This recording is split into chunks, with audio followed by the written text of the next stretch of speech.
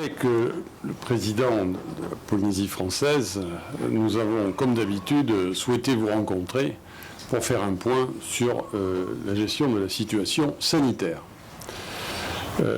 Comme on a eu l'occasion de faire déjà quelques semaines, vous vous souvenez, nous avions annoncé le choix fait d'une reprise partielle des vols commerciaux pour aussi permettre d'abord aux résidents polynésiens de mieux circuler avec la métropole. Ça a été l'un des objectifs premiers, mais aussi de pouvoir développer à nouveau l'activité touristique. Parce que la crise sanitaire a été jugulée, on l'a dit, et c'est pour cette raison qu'à partir du 15 juillet, il y a eu cette reprise. Et c'était une nécessité d'avoir cette reprise, parce qu'il fallait à la fois, bien sûr, toujours sécuriser d'un point de vue sanitaire le pays, mais dans le même temps assurer l'activité économique dont nous avons besoin pour éviter un effondrement économique et social de notre territoire. Et c'est cette rouverture de ces liaisons aériennes qui a été autorisée, qui relève d'une décision conjointe de l'État et du pays, n'a été possible que parce qu'il y a eu un protocole sanitaire extrêmement strict qui a été mis en place et qui est d'ailleurs propre à notre territoire. On est certainement le territoire où le protocole sanitaire est le plus strict. Je le rappelle, c'est un test obligatoire RT-PCR 3 jours avant d'embarquer, fait dans des conditions très très strictes. C'est des tests dont la fiabilité est la plus sûre. C'est l'enregistrement obligatoire sur la plateforme ETIS qui permet un suivi par les services sanitaires de tout visiteur, savoir où ils vont, d'où ils viennent, etc., de les tracer.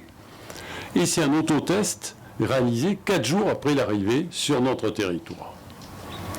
Et donc, on est le seul territoire à l'avoir fait. Et c'est ce cumul de barrières successives, test 3 jours avant de partir, ETIS et autotest réalisé 4 jours après l'arrivée, qui permet d'arriver sur notre territoire et de circuler sur notre territoire, d'aller partout sur notre territoire, ou d'embarquer sur un navire de croisière. C'est ça la règle qui prévaut aujourd'hui. Et c'est ce dispositif qui a été mis à l'épreuve au cours de l'événement qu'on a connu au cours de ces derniers jours, puisque nous avons eu, suite à un autotest sur le pôle Gauguin, une personne qui, dont les analyses se sont révélées positives. Et la réaction a été immédiate en la matière. C'est ce qui avait été prévu dans notre protocole. C'est le fait de faire revenir tout de suite le bateau ici à Papeete pour s'assurer d'abord de la santé de l'ensemble des passagers. Et donc, dès l'arrivée du bateau, la personne dont l'autotest avait été positif a été de nouveau testée. Les résultats se sont avérés positifs à nouveau. Donc la personne a été débarquée. C'était sa mère qui était avec elle. Elle a été débarquée et isolée dans un lieu où personne ne peut rencontrer personne. Donc ça signifie que tout de suite, le dispositif que nous avons mis en place a fonctionné. C'est-à-dire que les autotests se font au fil de l'eau. Il y a 3500 autotests à peu près qui correspondent aux moindres passagers qui sont arrivés sur notre territoire, qui ont été pratiqués. Résultat, cela a bien fonctionné. Donc c'est toute cette logique de tracer, vous savez, on avait employé la formule tracer, dépister, isoler, qui a fonctionné. Tracer parce qu'on sait où sont les personnes, tester, pister, on pratique des tests, et isoler quand c'est nécessaire. Et dans le même temps, il y a eu les cas contacts qui ont été l'équipage, principalement, qui ont fait l'objet de tests, qui sont avérés négatifs. On a eu les résultats d'hier au soir, on l'a fait savoir. Et là, ensuite, des tests ont été pratiqués sur l'ensemble de l'équipage et sur l'ensemble des passagers. Et l'ensemble de ces tests est négatif. Donc on a bien cette série, je le répète, de barrières successives qui a fonctionné. C'est-à-dire on a pu détecter ce cas. Et surtout, il n'y a pas eu d'expansion de ce virus sur le bateau, parce qu'il y avait un risque, mais aussi, il faut d'ailleurs souligner, les dispositifs qui ont été mis en place par la compagnie maritime, qui ont permis aussi, par des gestes barrières, d'éviter cette diffusion du virus. Donc c'est ce dispositif qui a fonctionné, on est d'ailleurs en train d'en faire l'analyse maintenant, il y a un retour d'expérience bien sûr sur ce genre de situation qui est pratiqué, mais on était bien dans ce respect, puisque la personne est arrivée le 26 juillet, l'autotest a été effectué le 30 juillet, 4 jours après, et donc les résultats ont été connus, et donc la personne a bien été détectée. Alors, ça signifie aussi que cette personne ne présentait pas de signes, et c'est ça qui est important de souligner, ne présentait pas de signes de la maladie. C'était une personne dite asymptomatique. Ça signifie qu'elle a pu développer le virus après son arrivée, ou c'était peut-être un cas faux négatif, comme cela se produit. Mais ça, ce sont des éléments qu'on a appris à gérer au travers des mois derniers, au travers de l'expérience qui a été acquise par le pays, par les services de santé du pays, qui nous a permis d'arriver à ce résultat.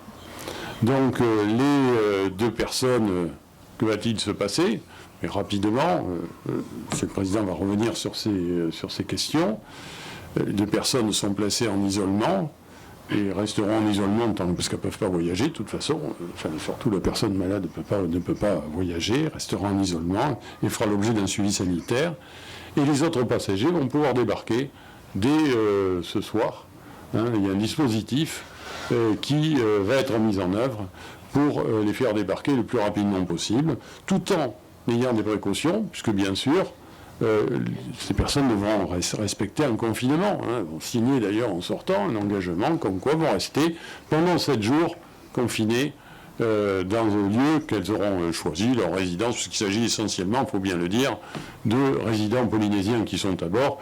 Il y a quelques étrangers, mais c'est quelques personnes pour lesquelles soit ces personnes repartiront dans leur pays pour quelques-unes, soit auront un logement non collectif, on vient de le préciser, ici.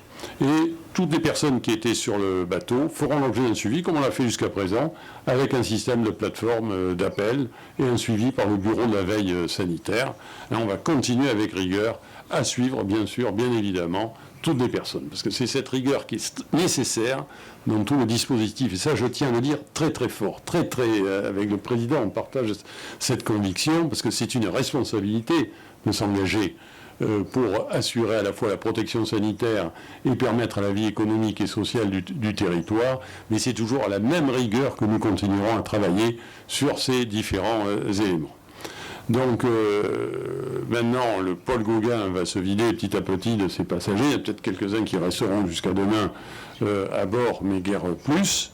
Donc aujourd'hui, nous menons un travail avec le pays, avec l'Institut Louis Mallardet également. Moi, je tiens à souligner le rôle.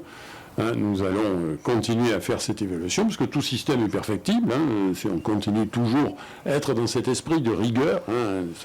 J'insiste fortement, vraiment fortement là-dessus, parce que c'est nécessaire, mais c'est compatible aussi avec cette réouverture de notre territoire, et avec des résultats que nous connaissons aujourd'hui. Donc il y a un travail qui va être mené, moi je terminerai par là aujourd'hui, c'est un travail qui va être mené avec les compagnies maritimes pour encore, dans quelles conditions on peut encore peut-être améliorer ce dispositif, mais on voit bien, au travers des résultats que nous avons eus, que cette traçabilité, ce dépistage a fonctionné, que cette obsession, le geste barrière, parce qu'il n'y a pas d'autre terme, a fonctionné aussi. Donc c'est ça que je voulais vous dire, Monsieur le Président, aujourd'hui, pour affirmer cette parole du pays et de l'État sur ces sujets, parce que c'est vraiment le cœur de nos préoccupations.